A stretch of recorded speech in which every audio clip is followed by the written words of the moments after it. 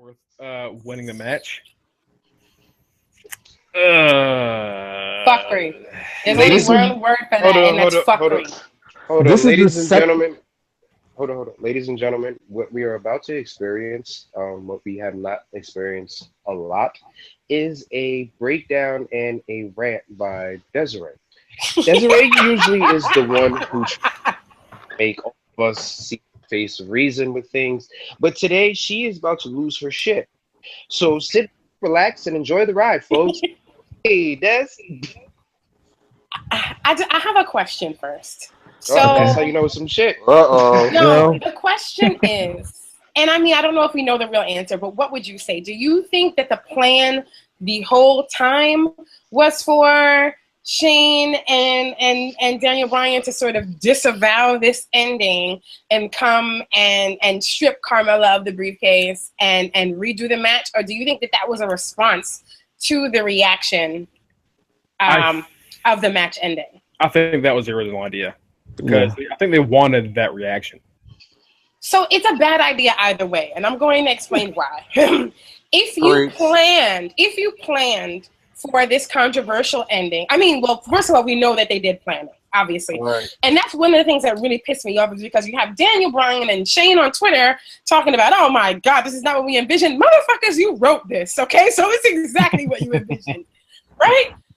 If this is what you planned and you plan to, and I get it, you want to give Carmella heat. It makes sense, right? But to do it on the stage where you are purporting a historic event for women's wrestling, you're going to sacrifice that just to give a relative nobody some heat? Yeah. Bad judgment. And then if you didn't plan it and you're just reacting, then that means that you are short-sighted and freaking out of touch as fuck, because for you to not anticipate that people would have a problem with that ending would, to me, is like, what the fuck? I don't understand. The crowd was confused. As They should be.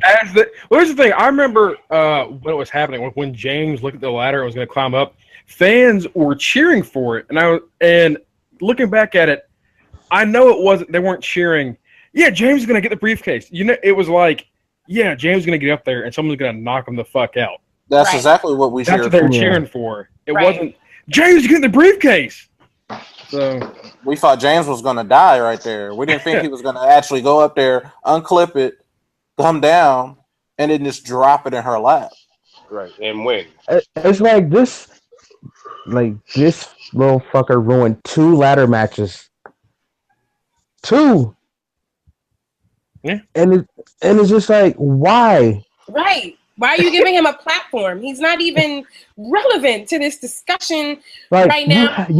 you had him ruin the AJ Styles and Dean Ambrose match where you did not need him. The match was At least going that was good. entertaining, though. is that his gimmick? The fuck To ruin fuck ladder up? matches? It got it because this is the second one he ruined. It's everyone that happens on SmackDown. James Ellsworth is there to fuck it up. Oh my god. Sorry, He's not go a what? He's not a wrestler. He's just a whatever you want to call him. I would love to see him one-on-one in a ring with like Tamina or something and just fucking watch him. Maybe. get Maybe shit. And that's where they're going. James Ellsworth is going to win the SmackDown Women's Champion. I said it. Not that. We Book it. can't be Harvey Whippleman. We can't have Book that it. happen. Book it. No. It's happening. I'm looking. It's happening. As far as the Money in the Bank, as far as the actual match goes, why even have a creative team if you're going to be that fucking lazy and have Ellsworth predictably climb that ladder and snatch the briefcase? Because as soon as I saw his ass climb that ladder, I was like, oh, here comes some shenanigans. Well, we all figured he would climb up there, but we all figured he was going to die once he Right. got up there. Right. We did not think he was going to survive long enough to unclip it.